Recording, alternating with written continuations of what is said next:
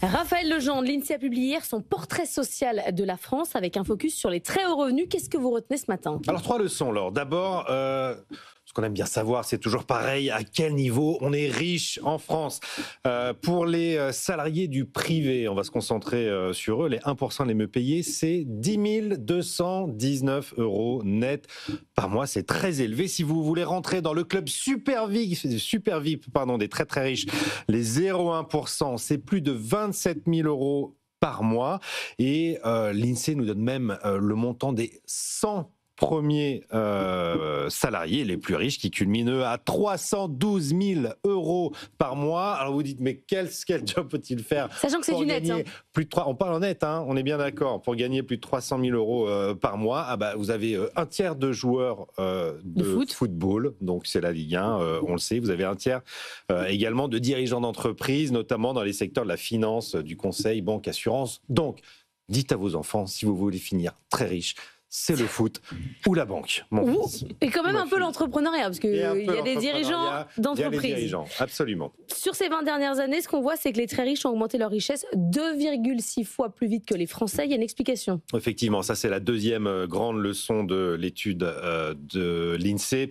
Entre 2003 et 2022, effectivement, les 0,1% des plus riches ont vu leurs revenus augmenter de 120% contre seulement 40 à 50% pour le reste des Français. C'est très homogène pour le reste des Français.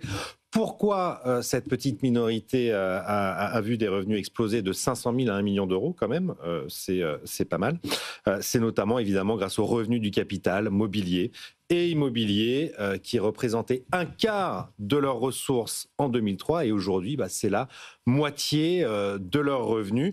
Moralité de l'histoire, investissez en bourse. On le dit toute la journée sur BFM Business. Et écoutez BFM Business, bien sûr, vous aurez des bons conseils. Mais alors, ces gens, ils payent un max d'impôts, contrairement à ce qu'on dit dans le débat aujourd'hui. Oui, effectivement, on pourrait se dire que les résultats de l'INSEE vont faire redonner une seconde vie sur le débat de la taxe Zuckman.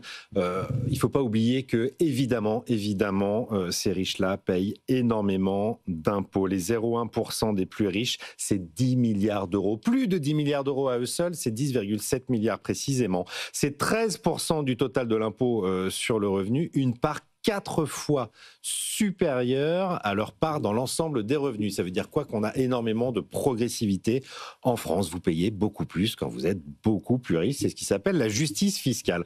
Et si on élargit aux 10% des plus riches, alors là on y est vite, c'est les Français qui gagnent autour de 3 500, 4 000 € par mois. Là c'est 60%, plus de 60%, 61% des recettes fiscales et même 74% de l'impôt sur le revenu. 3/4 de l'impôt sur le revenu est payé par 10% des ménages. C'est quand même 68 milliards de recettes sur les 92 qu'ont rapporté l'impôt sur le revenu en 2024. On peut leur dire merci. Merci les 10%. Merci Raphaël Legendre.